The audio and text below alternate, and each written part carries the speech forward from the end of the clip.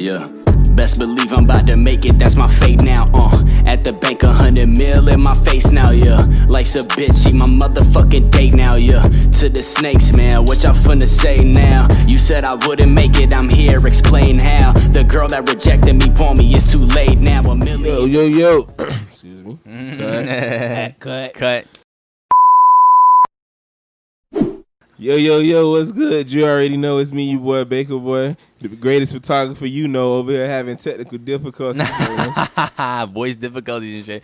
You already know who I am, man. The greatest rapper under 30 years old. It's your boy and Cicero. How's everybody doing, man? What's good, man? And we back with another M&O hot topic. Yeah. And, we're going to get into a little bit of politics. And, me being a business owner now, I'm skeptical, man. I might be having on a red cap. I need that money, bro. Like, I need them tax cuts. I need these business loans, and as a black man, I might want to be a Democrat, but I'm a business owner now. I might have to the checks, bro. The checks look nice. I can't blame you, bro. Oh man, but so we just talking about politics. And, Cicero's going to talk about something that came to our attention about this coronavirus that seems to not want to go away. Doesn't want to go away. Yeah. This one actually really caught my eye because I feel like it's more important than people think. Mm-hmm. And it's the United States basically saying that they're not going to join the World Health Organization. I mean, if you don't know who the World Health Organization is, they are the World Health Organization. Like, that's kind of self-explanatory, but the United States saying that they will not join the World Health Organization's global effort to develop and distribute a COVID-19 vaccine, which from certain reports that I've read is already in the work. That could really caught my eye.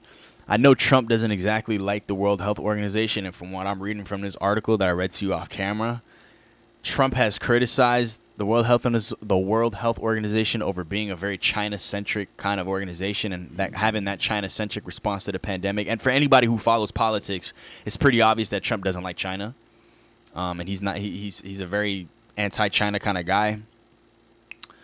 But it's like you were saying right before we turned the cameras on, a pandemic of this kind of severity and this kind of like what's going on right now, you need to put aside your I don't like China and just find a cure, find a vaccine. Exactly. Because forget the economy, because the economy obviously cannot go on like this forever. People cannot go on like this forever. People cannot go on locked up in their houses, not working, not making income. Majority of people, they can't do that forever. A lot of people are already struggling. The U.S. has had to give out so much money to help people who are not working and not making incomes, et cetera, et cetera. And you hit on a great point right there. Do they not understand that a lot of the rioting and built up frustration, on top of the fact that African Americans were feeling that they were being mistreated and flat outright killed by the police officers, was also on the edge of being locked up in your house 100%. for months and not being able to come out. 100%. You put people on edge. You had people worried and concerned. You had people in a mindset of not knowing what was next. And then on top of that, you had people getting killed.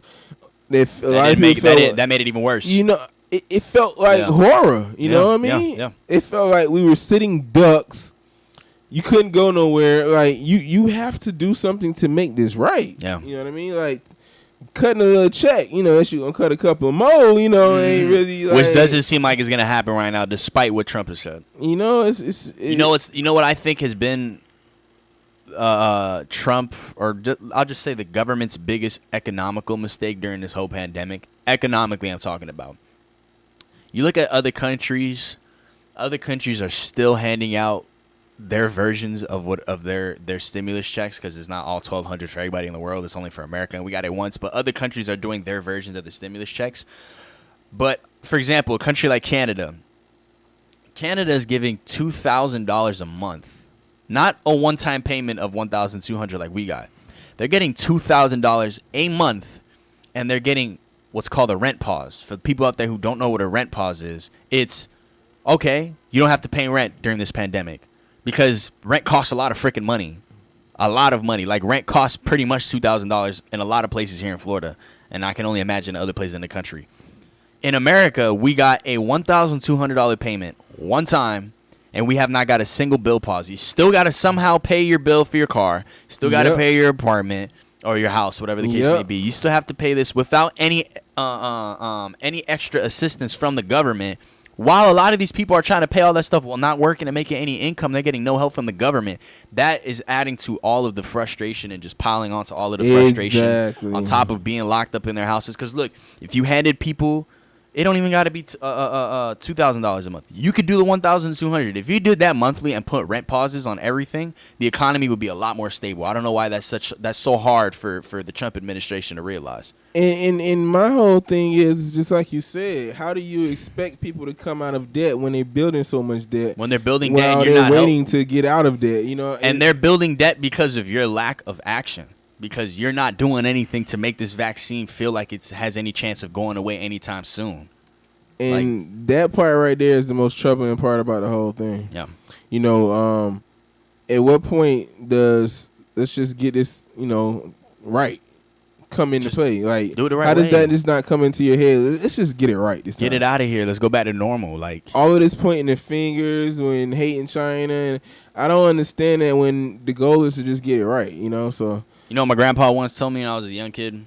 What? I'm translating it because he said it in Spanish, but he basically said, you can't if you're a poor person, you can't expect help from a rich person.